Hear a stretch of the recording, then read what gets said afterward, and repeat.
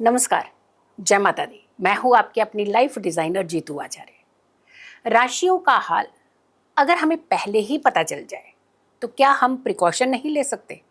ऐसे ही कुछ हाल हम भी आप तक पहुँचाते हैं। नवंबर का महीना कैसा रहने वाला है हर राशि वालों के लिए? बहुत सारी उत्सुकता है ना। हर किसी को कहीं ना कहीं ये क्रेज़ रहता है कि मेरी राशि में ऐसा क्या होने वाला है।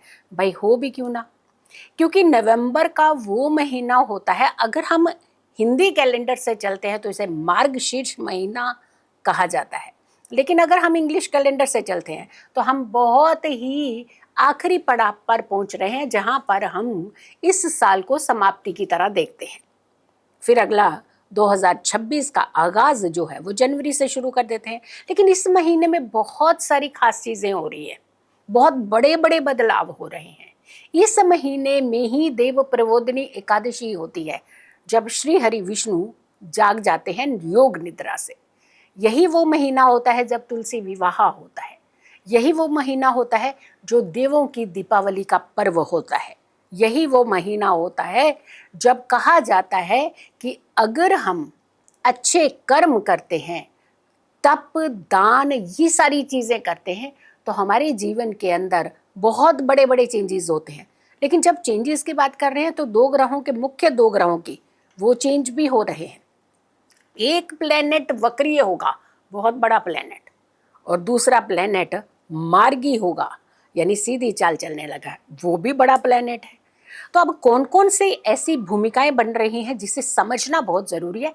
हमारी कुंडली के हिसाब से हमारी राशि में ऐसा कौन सा योग बन रहा है और किस भाव में बन रहा है, ताकि हम उसी तरीके से अगर उपाय करेंगे तो किसी भी महीने में कोई भी दिक्कत नहीं आती। इसीलिए क्योंकि जब हम अवेयर हो जाते हैं, जब हम पहले से ही जान जाते हैं अपने ग्रहों की सिचुएशन को, तो हम कहीं ना कहीं उस सॉल्यूशन की तरफ बढ़ते हैं जो छोटा सा उपाय, मात्र एक छोटा सा उपाय होता है, लेकिन उसके बीच हमें बहुत बड़ा एक सॉल्यूशन मिलता है हमारी जिंदगी को कंट्रोल करने का।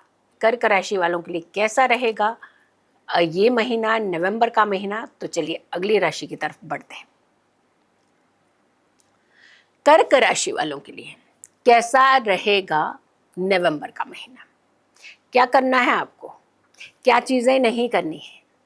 इमोशनल राशि हैं आप, जल्दी ही बह जाते हैं आप, लेकिन यहाँ पर नवंबर में कंट्रोल करने की ज़रूरत है। अच्छा, सबसे पहले ये बताइए कि क्या आपने कार्तिक के महीने में दिए जलाए?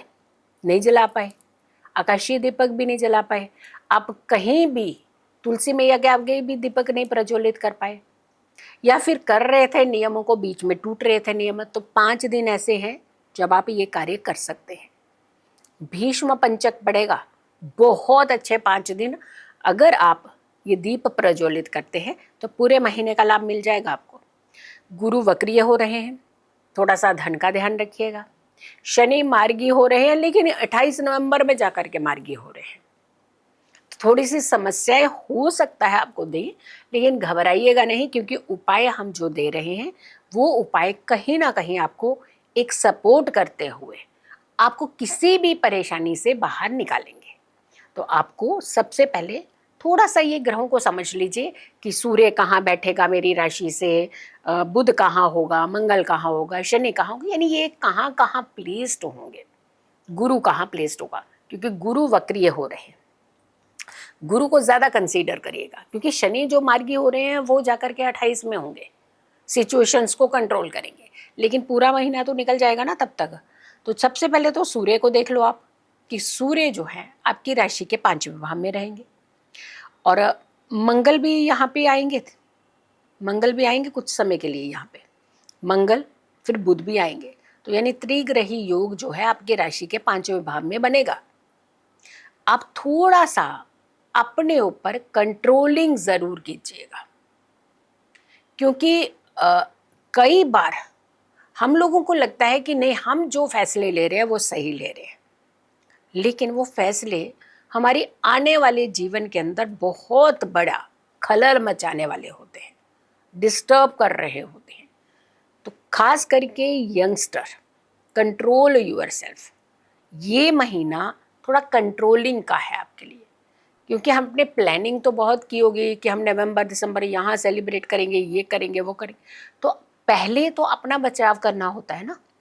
तो आपका छोटी सी बात के ऊपर विवाद होगा और वो विवाद आपको ज़्यादा परेशान कर सकता है, तो इसलिए आपको कंट्रोलिंग करनी है। बुध वृश्चिक में चल रहे हैं 9 से लेकर के 23 नवंबर तक। अब यहाँ पे ये वक्रीय चाल में होंगे। अब देखिए, बुध का वक्रीय होना यानी माइंड जो है कहीं ना कहीं हमारा काम नहीं करेगा सही तरीके का।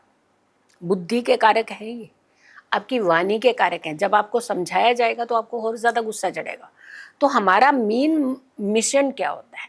हमारे काम बनने चाहिए, हमारी नौकरी में आंच नहीं आनी चाहिए, हमारे वर्क बिजनेस में कोई आंच नहीं आनी चाहिए, हमारे रिश्ते सुधरे रहने चाहिए, हमारी पारिवारिक लाइफ जो है वो सही रहनी चाहिए, हमारी इमेज जो है वो बरकरार रहनी चाहिए।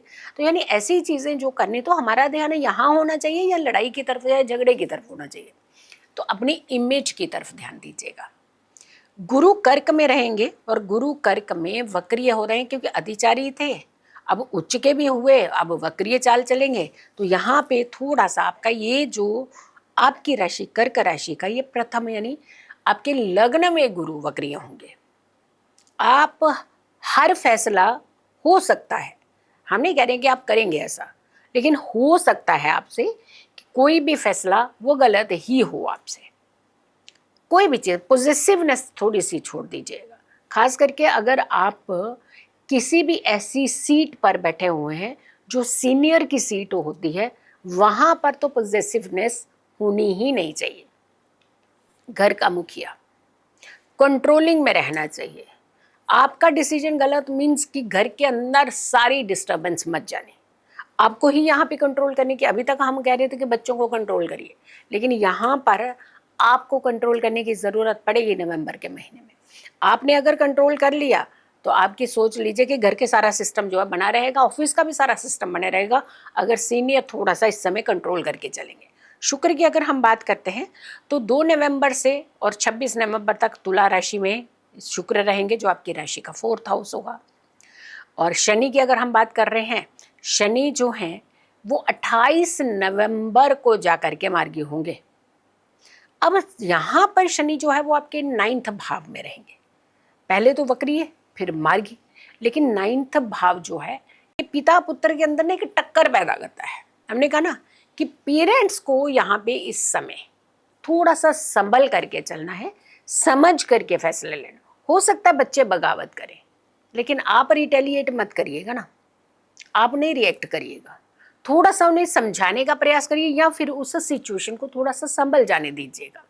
अगर हम ऐसा करते हैं तो बहुत सारी चीज़ें जो है वो आपकी कंट्रोल हो सकती हैं। राहु कुंभ में रहेंगे, 8वें भाव में रहेंगे, बहुत अच्छा है। जो हिडन शत्रुओं को वो आपके सामने ला करके रखेंगे। इसकी आपकी बात तो नवंबर में सारे शत्रु आपके जो हैं वो पकड़े जाएंगे। केतु जो है वो सिंह राशि में चलेंगे, आपकी राशि से 2य भाव होगा। अपने खाने पीने को लेकर के अपने शौक को थोड़ा सा ध्यान से, क्योंकि यहाँ इस समय कोई भी चीज़ की क्रेविंग जो होती है ना खाने की, वो लत बन सकती है, सॉलिड लत बन जाती है। और खास करके आपको नशीले पदार्थों से दूरी बना करके रखनी है नवंबर के महीने में। नवंबर में बचे तो आगे बच जाएंगे आप। तो सबसे पहले कि आपको क्या क्या कंट्रोल करना है, अपने लाइफ को आपने कंट्रोल करना है। लेकिन यहाँ पे कंट्रोलिंग की पावर जो है वो घर के बड़े लोगों के पास में है, थोड़ा ध्यान रखिएगा। तो ऐसा नहीं है कि बच्चे सुन रहे हैं ये वीडियो तो नहीं जी हमारी तो कोई गलती नहीं है जी, बड़ों की गलती है, आचार्य जी ने बोल दिया, ऐसा नहीं है। गलती आपकी तरफ से भी हो सकती है, लेकिन हम फैसले की जब बात करें तो बड़ों को सोच समझ के फैसला लेना, चाहे घर का मुखिया हो, चाहे ऑफिस का मुखिया हो, चाहे बिजनेस का मुखिया हो। दूसरी बात, बच्चे प्रवोक करेंगे, तो ये प्रवोक जब आप करेंगे, आप बहुत ज़्यादा पिन मारेंगे किसी को, तो फिर कोई भी ज़्यादा भड़केगा ना आपके ऊपर। तो आप यहाँ ना करके, इस तरफ ध्यान ना दे करके, अगर आप अपनी एनर्जीज पर ध्यान दें, आप कुछ खास चीज़ें करना चाहते हैं, नए साल आने वाले साल में कुछ बदलाव चाहते हैं, आप चाहते हैं हमारी ज़िंदगी यहाँ पे, तो इसके प्लानिंग भी तो कर सकते हैं आप, क्योंकि एनर्जी इतनी अच्छी होगी। अगर आप प्लानिंग करते हैं नवंबर में, तो दिसंबर छोड़िए, आप दिसंबर में तो प्लानिंग जो है वो एक रूपरेखा लेगी, लेकिन जनवरी से जा करके आप उस प्लानिंग को पूरा कंप्लीटली उसका फायदा ले पाएंगे। वो सक्सेस जो है, जो आप चाहते हैं, वो आपको मिल सकती है आने वाले 2026 में। तो यहाँ पे थोड़ा सा अपने जो कई बार क्या होता है कि हमें मालूम होता है कि हम क्या करना चाहते हैं, बट वो हमें पाथ नहीं मिलता, एक रास्ता नहीं मिलता। तो नवंबर में आपको ये रास्ता मिल रहा है, तो आप उस तरफ बढ़िए। अब उपाय क्या करने चाहिए हमें? सबसे पहले तो 5 दीपक, हमने कहा ना कि तुलसी के 5 दीपक या फिर आकाशीय दीपक, अगर आप ये जलाते हैं 5 दिन, कुछ लोगों को 5 जलाने हैं, कुछ लोगों को 11 जलाने हैं, कुछ लोगों को 21 जलाने हैं, डिपेंड करता है। आपको तो 21 दीपक जलाने हैं। कर लीजिए, थोड़ा सा हिम्मत करिए आप, क्योंकि आपने पूरा महीना नहीं किया है, लेकिन फल आप पूरे महीने का चाह रहे थे। 21 दीपक आपने तुलसी में या के आगे जलाने हैं, हर संध्या को जलाने हैं। और जला करके थोड़ी देर आप उसकी होरा में बैठिए। आप एक तो मानसिक चिंताएं जो हैं वो आपकी दूर होंगी, स्वास्थ्य आपका अच्छा होगा, घर के अंदर जो है एक बहुत ही खुशियों का वातावरण, माहौल बनेगा। और दूसरा, आपने मीठे चावल बनाने हैं, और एकादशी को छोड़ करके गुरुवार के दिन कोई भी एकादशी पड़ेगी तब नहीं करना है आपने ये उपाय, अदरवाइज आप इस उपाय को कीजिएगा। मीठे चावल बना करके उसमें जो भी पंचमेवा आप डाल करके बना सके बहुत अच्छे, लेकिन पीले चावल बनाने हैं, पीले मीठे चावल बना करके। लेकिन पीलापन जो करना है वो केसर से करना है, थोड़ा सा केसर डालेंगे तो उसमें पीलापन आ जाता है। तो आपने भगवान विष्णु को, माँ लक्ष्मी को भोग लगा करके तब आपने घर के सभी सदस्यों ने इसे प्रसाद रूपी ग्रहण करना है। एवरी थर्सडे कीजिएगा एक्सेप्ट एकादशी। ये उपाय ज़रूर कीजिएगा और इस उपाय को शेयर भी कीजिएगा ताकि और लोगों तक भी ये उपाय पहुंच सके, और कोई भी जो उपाय करना चाहते हैं वो कर सके। एटलीस्ट वो दीपक प्रज्वलित करना चाहते हैं, भीष्म पंचक जो कि 5 दिन होता है, उन दौरान अगर कर सकते हैं तो बहुत अच्छा रहेगा। 5 जो दिन है आकाशीय दीपक ज़रूर जलाइएगा, जुपिटर के उपाय ज़रूर कीजिएगा ताकि आप अपनी ग्रोथ, अपनी डेवलपमेंट जो है वो कर सके, एक संतुलन जीवन जी सके और आने वाले समय को कहीं ना कहीं कंट्रोल करते हुए बैलेंस कर सके। सो वीडियो को बहुत सारे लोगों को ज़रूर शेयर कीजिएगा। नमस्कार, जय माता दी।